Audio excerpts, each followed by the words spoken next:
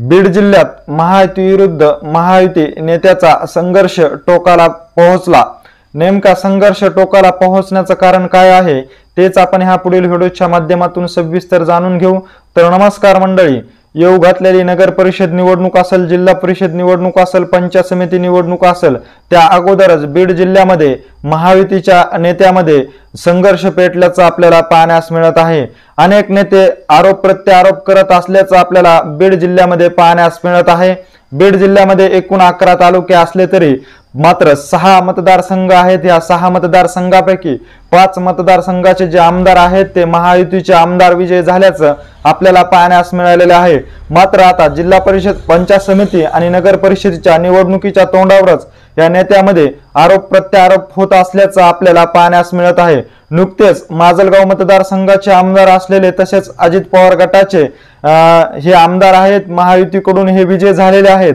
महायुतीकडून विजय करण्यासाठी महायुतीतील घटक पक्ष असलेले भाजपच्या पंकजा मुंडे तसंच अजित पवार गटाचे प्रमुख नेते असलेले धनंजय मुंडे यांनी या आमदारांना विजय करण्यासाठी माजलगाव मतदारसंघामध्ये अनेक ठिकाणी जाहीर सभा घेतल्या असल्याचं देखील आपल्याला पाहण्यास मिळालेलं आहे। परंतु माजलगाव मतदारसंघाचे आमदार प्रकाश सोळंके हे 2024च्या विधानसभेच्या निवडणुकीमध्ये विजय झाल्याच्या नंतर त्यांनी खूप मोठं असं वक्तव्य केल्याचं देखील आपल्याला पाहण्यास मिळालेलं आहे की धनंजय मुंडे आणि पंकजा मुंडे यांनीच माझ्या विरोधामध्ये रमेश अडसकर यांना धनंजय मुंडेंनी तर महादेव निर्मळ यांना पंकजा मुंडे यांनी उभा केला असल्याचं देखील वक्तव्य माजलगाव मतदारसंघाचे आमदार प्रकाश सोळंके यांनी केल्याचं आपल्याला पाहण्यास मिळालेलं आहे। त्यामुळे महायुतीतील काही नेत्यामध्ये आरोप प्रत्यारोप होत असल्याचं आपल्याला पाहण्यास मिळत आहे। या आरोपावर उत्तर देताना धनंजय मुंडे आणि पंकजा मुंडे यांनी देखील सावध भूमिका घेतली असली तरी मात्र नुकतेच भाजपमध्ये महादेव निर्मळ यांचा झालेला पक्षप्रवेश जो आहे तो या पक्षप्रवेशानंतर महादेव निर्मळ यांनी विधान केलेलं आहे की मला ना पंकजा मुंडे यांनी पाठबळ दिले ना धनंजय मुंडे यांनी पाठबळ दिले, मी स्वतःहून अपक्ष या निवडणुकीच्या रिंगणामध्ये उतरलो होतो असं वक्तव्य त्यांनी देखील केलेलं आहे। त्यामुळे आता बीड जिल्ह्यामध्ये महायुती विरुद्ध महायुती नेत्यामध्ये आरोप प्रत्यारोप होत असल्याचं आपल्याला पाहण्यास मिळत आहे।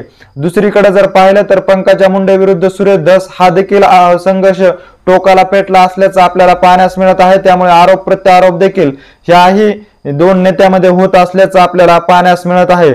तर तिसरीकडे जर मतदारसंघ पाहिला तर तो बीड मतदारसंघ येत आहे।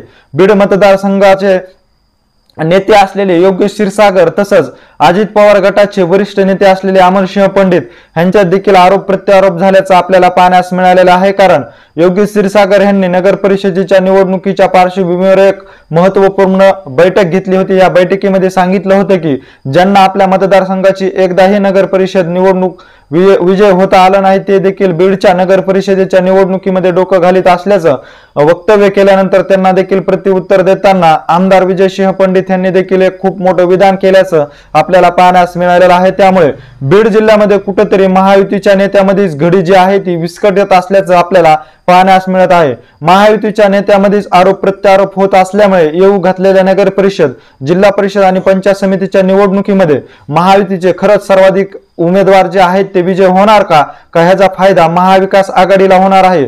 सध्या जर बीड जिल्ह्यामध्ये पाहिलं तर महाविकास आघाडीचे सर्वच नेते सावधगिरीची भूमिका घेऊन या निवडणुकीला सामोरे जात असून त्याची चाचपणी देखील आता ते सावधगिरीने करत आहेत। तर दुसरीकडे महायुतीच्या नेत्यामध्ये टोकाची भूमिका घेऊन आरोप प्रत्यारोप ह्या एकमेकावर केले जात असल्यामुळे कुठेतरी ह्यांची घडी विस्कटत असल्याचं आपल्याला पाहण्यास मिळत आहे।